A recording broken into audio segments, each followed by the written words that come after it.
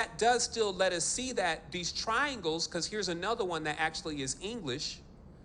This is the monogram of English, meaning the actual master code to English, where you can, every letter in English and number in English can be charted out on this diagram. But notice how, why we see the symbol very briefly and it's like, okay, that's cool. We seem to not notice that this is a series of what? Pyramids, triangles.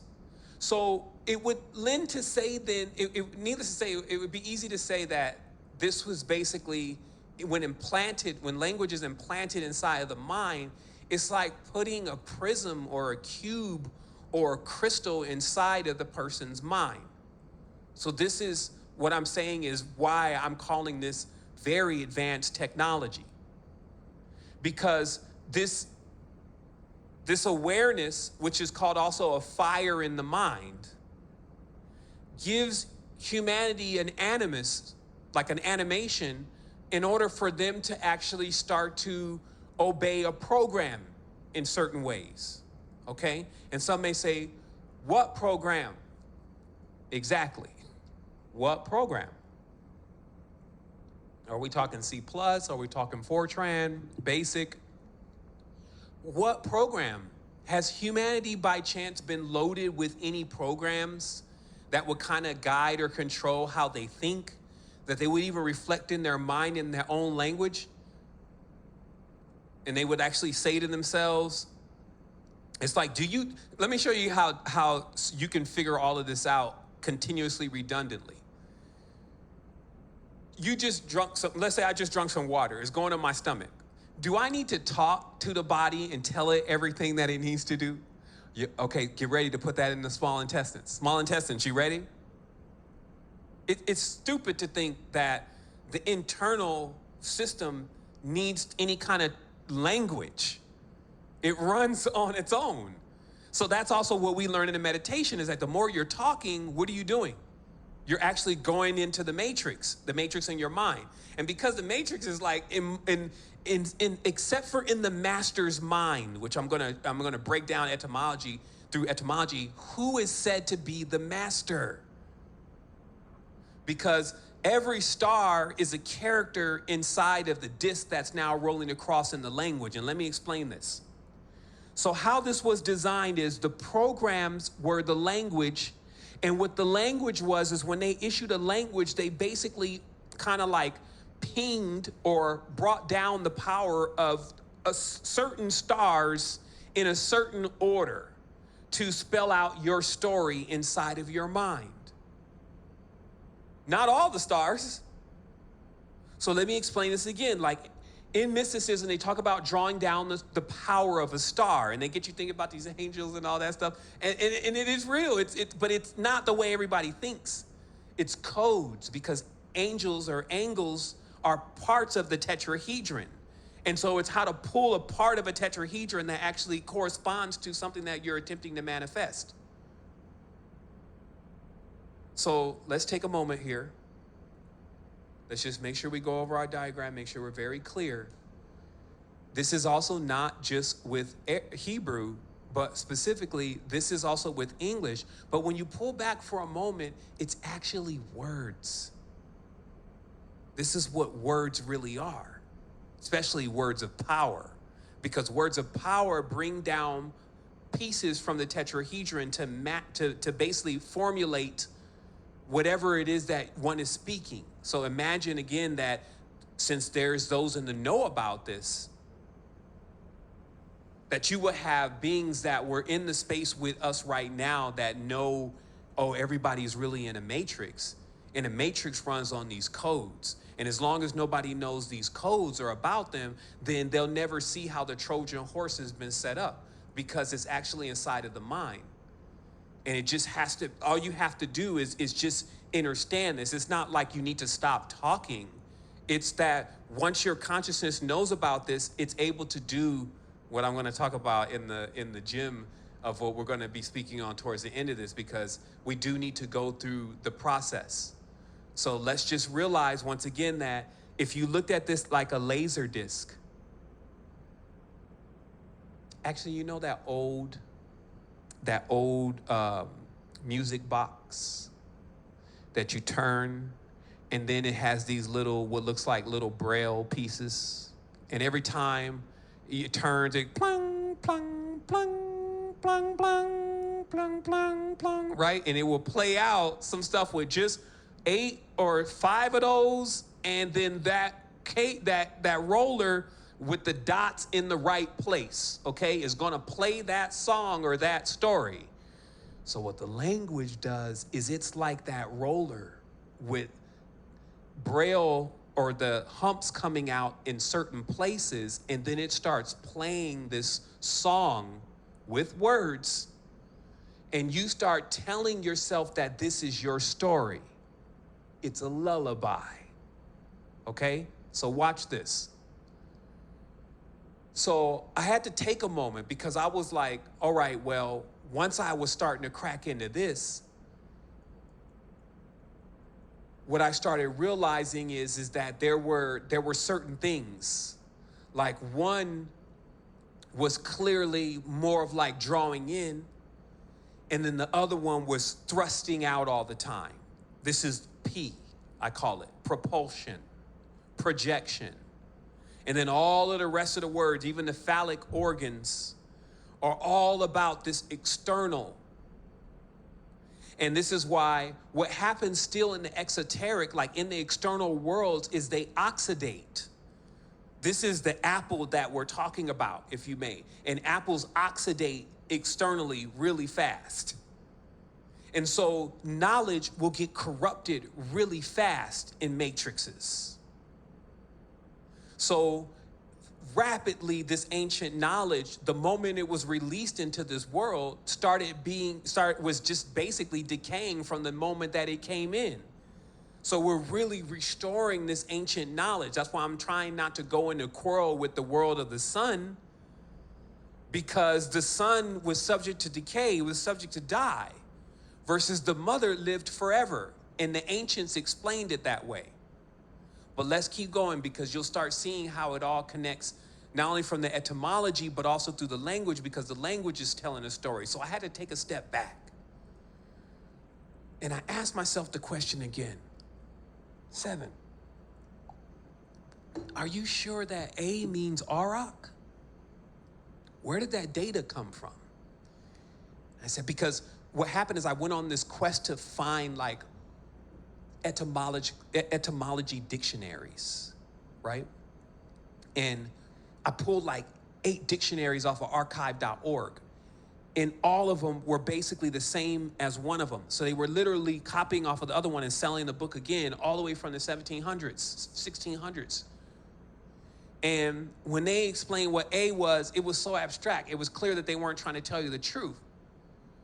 But then as I start doing how I know how to find the truth, I couldn't seem to find correlations between the English A and the Auroch in a direct way. It was almost like an assumption. Not to mention, if your language begins with A and all ancient languages don't have vowels, it means that the A is like a phantom letter in the language, and you kind of start even the language with a phantom letter. So I was like, okay.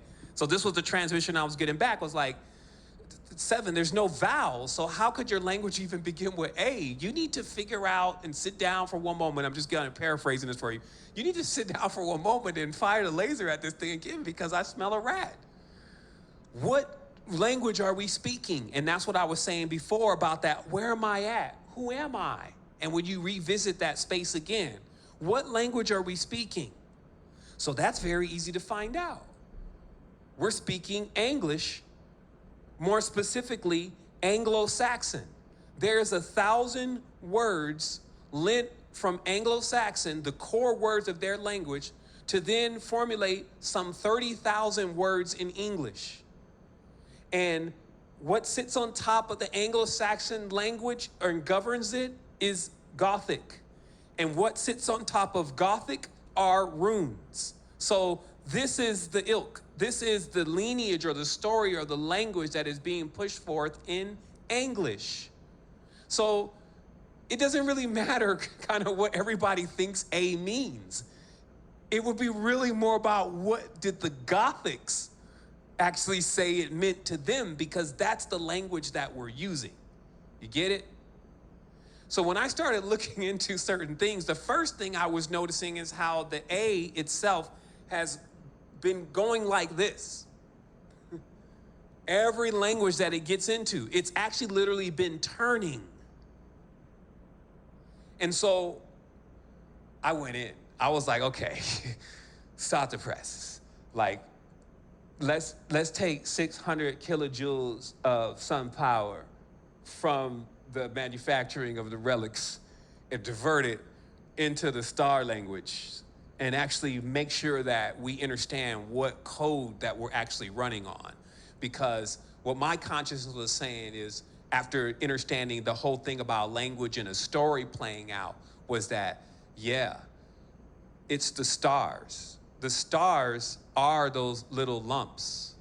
The story is being told through the stars. That's why you got young stars, 4 stars, administrators, forecast stars, cis stars, fraud stars, prank stars, test stars, ministars, monstars, mob stars, jest stars, masters, and disasters. Because those are the characters that are rolling out inside of the Matrix, because those are the stars. And in tense, the words are basically influencing us to act out in certain characteristics of the stars, because it's the characters in the program of a story or a spell, right? So you can see how none of this, I've deviated nowhere at all from common sense. But one of the most important words for me when I was thinking of the stars, when it came up, was the Magister. Because I know enough about etymology to know that if anyone was mastering this, it would be the Magister. So I had to go and research, what is a Magister? The definition: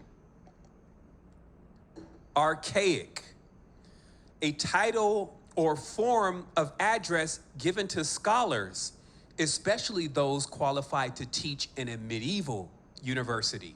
Let me show it to you. Go Google it yourself. You'll find it. In its archaic form, a title or form of address given to scholars. So people say that, they scholars, they know what's going on. But are you qualified to speak in a medieval university?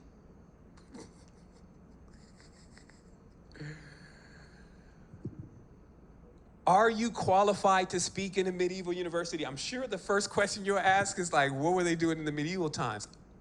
I don't know. Maybe they were like medieval. I don't know.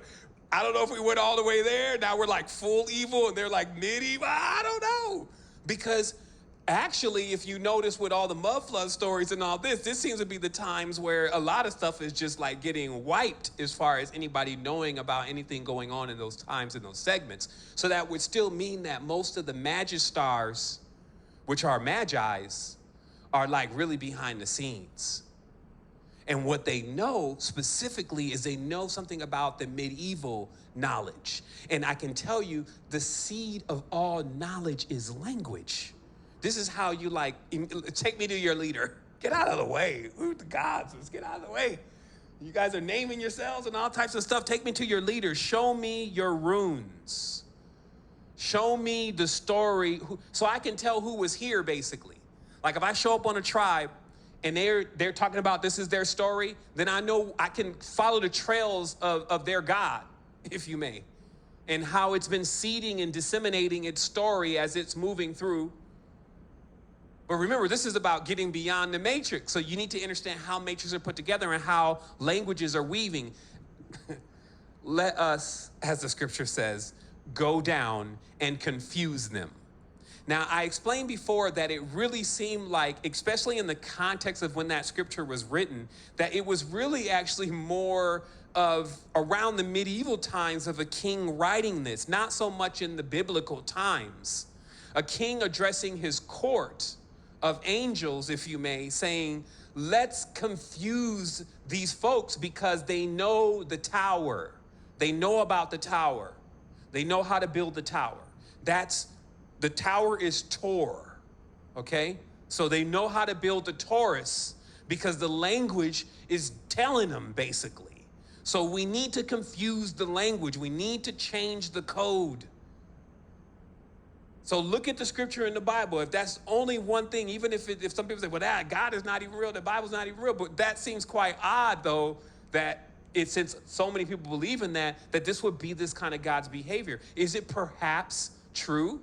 And that's what I start finding right away, is that between the English, the Germanic, the High Germanic, and the Gallic, I mean, it was like the letters were moved all around. It was the weirdest thing I've ever seen. Like, literally, people that speak the same language, their letters get moved all around.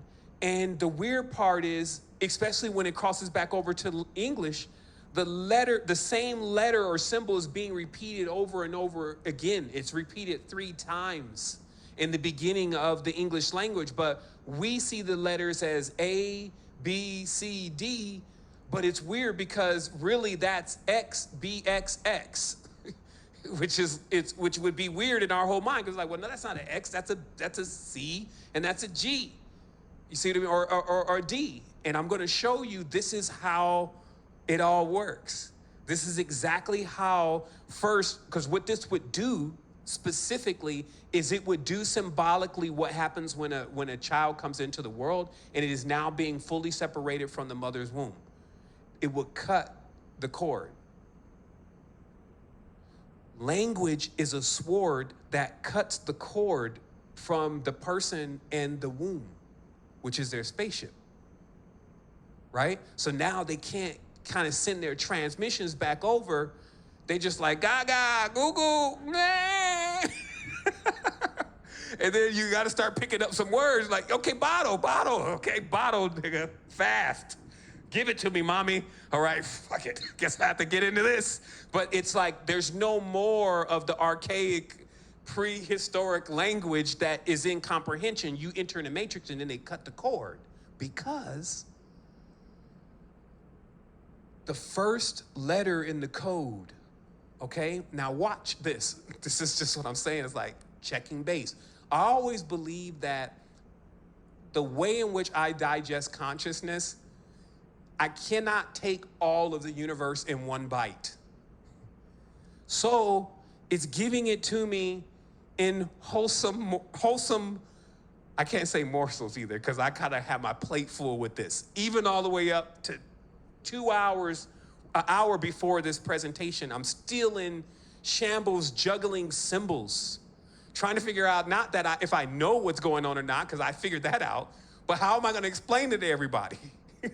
Because that would be the next big hump, is if you crack the code, you would now need to figure out how to explain the code inside of the language that the code is in. Damn!